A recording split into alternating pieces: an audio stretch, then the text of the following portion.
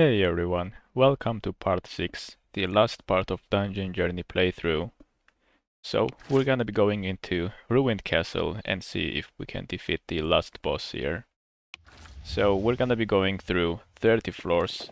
So, let's make this really quick, since it's gonna take a lot of time to go through all of 30 floors here.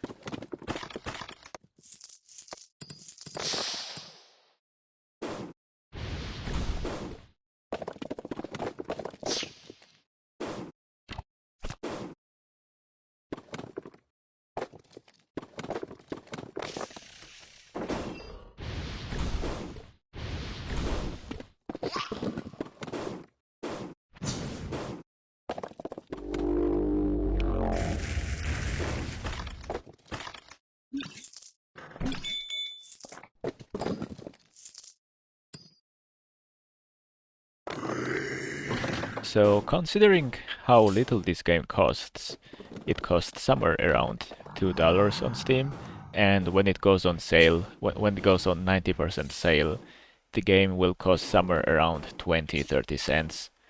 And considering the game's low cost for what it delivers, and the graphics and the whole playthrough experience, I think it's a quite alright game. Definitely above average game. That's how I would rate the game. The playthrough experience was quite enjoyable for the most part, everything considered, the cost and overall gaming experience.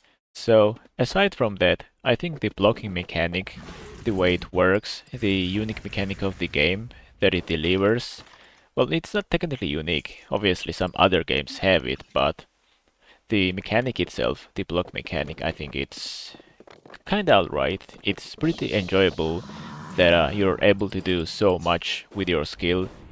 Of course, towards the end, when you have high enough armor, and if you do the block mechanic well, you are able to pretty much block anything without losing HP unless, you do the mechanic wrong, then, you know, like at that point, you can basically become immortal, as some of the people might point out. But for the most part, I think I like the mechanic of the game, the main blocking mechanic, which is something you'll be practicing throughout your gaming experience. So I think this game is worth buying, considering that games like this go on a sale pretty often. So I think it's an alright game overall.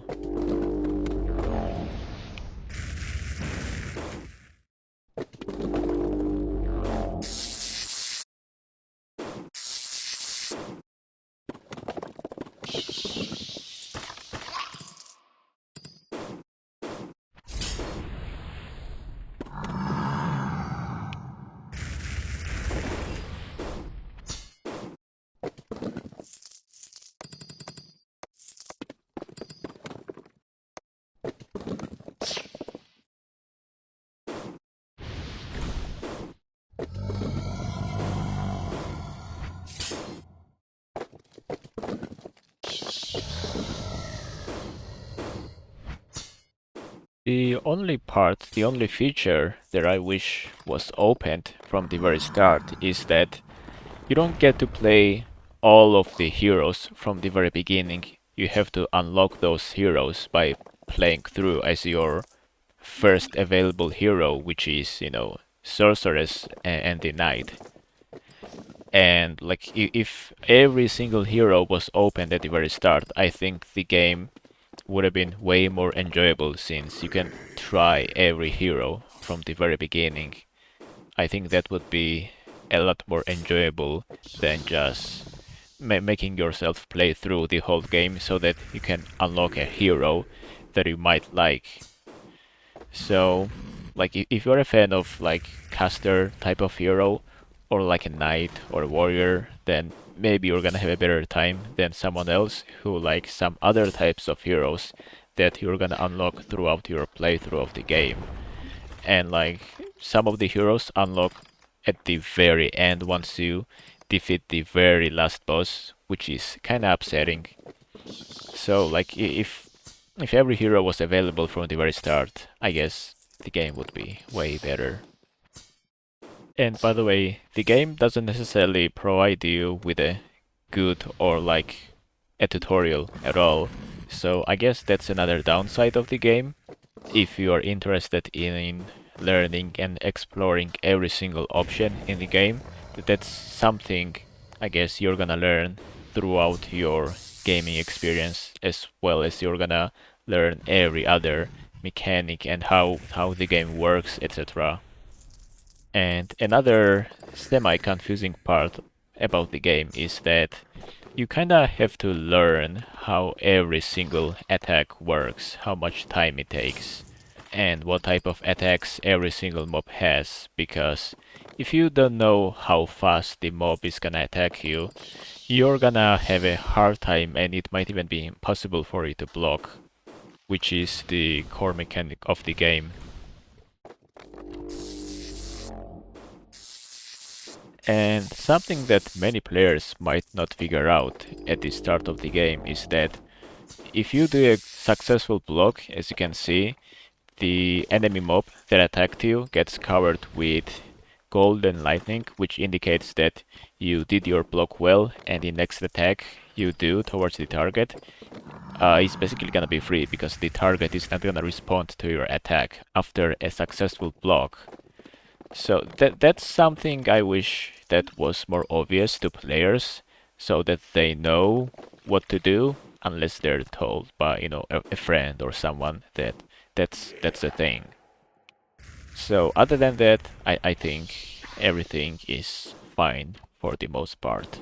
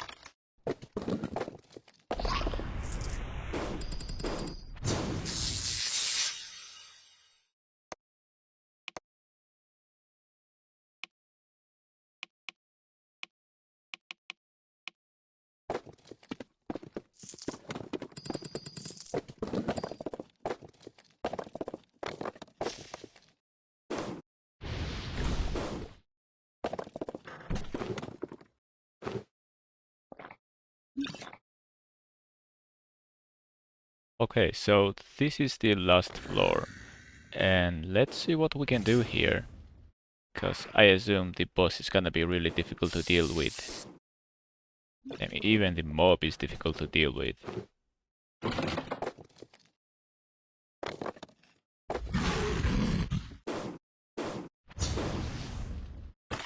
So, since we know that boss is gonna be somewhere in the inner tiles, so the boss is never on the very edge. So that's an ally. And let's see what we can find here. The ally is really strong, which is really useful. So let's try to explore the edges here.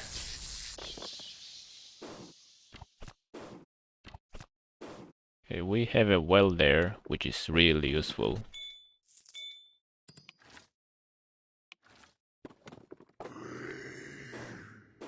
So let's see what else we can find here. So there's something here, something here. I'm gonna just chance it and see. Okay, this is not a boss. So let's wait for our perception and see where the boss might be, cause so there's something here. Let's see. Okay, so I'm thinking the boss is either here Or somewhere here. Okay, so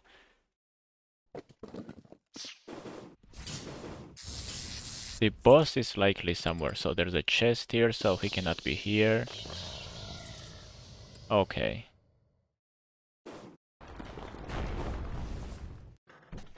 So I didn't see what happened here, so let me see. We have to make sure to know where the boss is, because this is gonna be hard to deal with. So the boss is right here. And let me see if we have everything here. Okay. Let me drink well. How much is it? 22 health. Okay. And let's get ready to deal with the boss. Okay, so we'll attack for sure after 4 turns. So summons the snake. Okay. So we gotta make sure that we kill this boss real quick.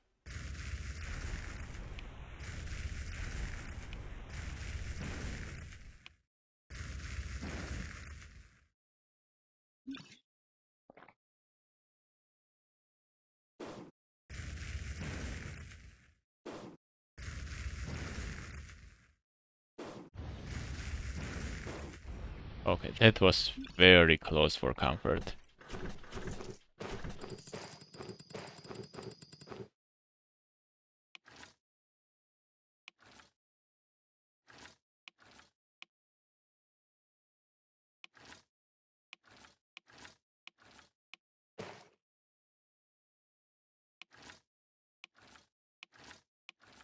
Just wanna see what these do.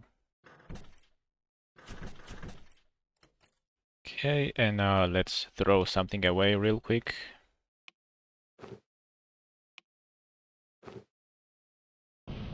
Okay, and let's see what we found.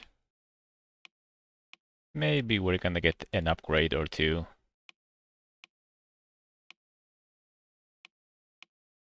2 armor for perception, headpiece. We have the same one. 20 spell damage. That's huge.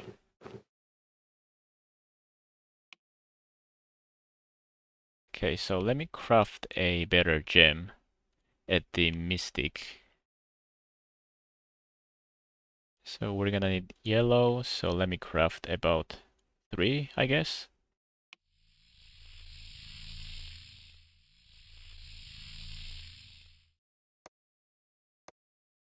And let me see if I can craft a better gem off of that. Okay, there we go. This gem should be alright.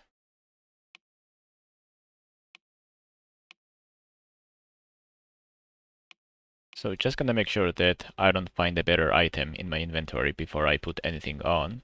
So shield +4.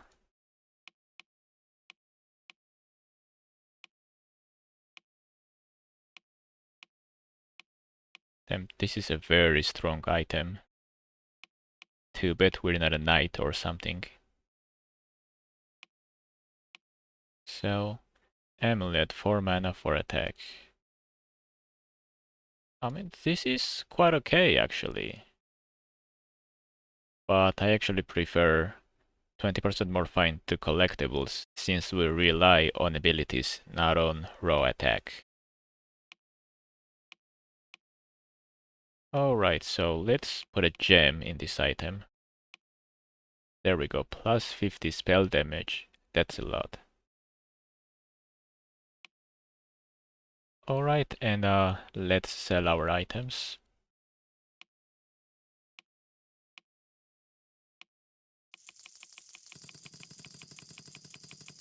Okay, so that was it guys. Thanks for watching all the episodes. Hope you enjoyed, and I'm gonna see you guys in the next playthrough. Bye bye.